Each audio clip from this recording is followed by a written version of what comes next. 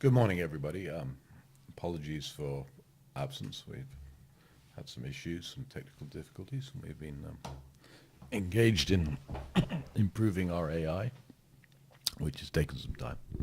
I want to address the oil market again, and I want to look at the shale because I think the shale is very important. I just want to make some very sort of basic remarks about the significance of the shale. Not to point to put too fine a point on it. The shale changes everything.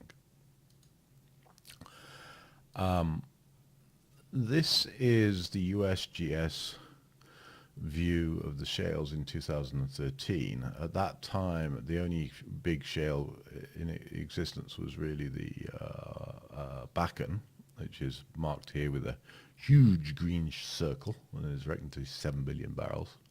And the rest of the US shales barely get a mention. Come forward to 2018, look what has happened. Suddenly the Bakken, which was a huge circle, is now a little circle, and the Bakken is regarded as significant, but not such a big deal anymore. The Eagle Ford is now thought to be larger, and the Permian is even bigger. Just a quick note on the Permian. The USGS has not done a complete survey on the Permian. So far they've looked at maybe 40% of the geology in terms of areal extent and in terms of the layers. So it's a complex piece of geology. It's actually stacked shales. So you've got up to 12 to 13 stacked shales in the Permian. And so far we're looking at about 25 billion barrels. Which is, just to put it in context, roughly half the size of the Saudis' largest field, which is Ghawar.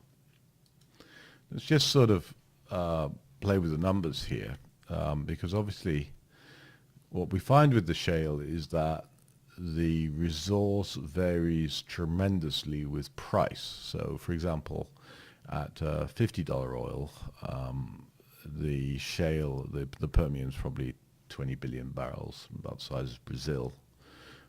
Move the oil price $10 and we're 63 billion barrels and roughly 50% the size of Russia. At 70, which is pretty much where we are at spot today, we're about 3 times the size of China. At 80, which was the peak, rough peak last year, we're at 95 billion barrels, and we're now the size of Iraq.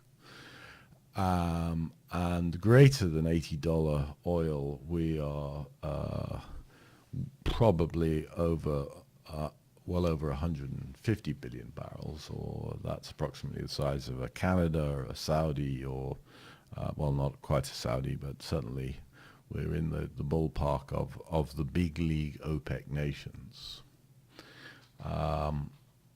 So it just gives you an idea of how flexible the shale is at various prices. It's a very short cycle oil, so it tends to have the impact of shortening and tightening the oil cycle up. And in fact, I could quite happily make an argument that the oil could remain $60 for a good long time. Let's go to costs a minute. 2012, here was the cost curve. Very steep cost curve. Top of the cost curve was at 100. So in other words, it took $100 to drive marginal barrels into the market. And we had quite strong growth. So you had about $100 oil price.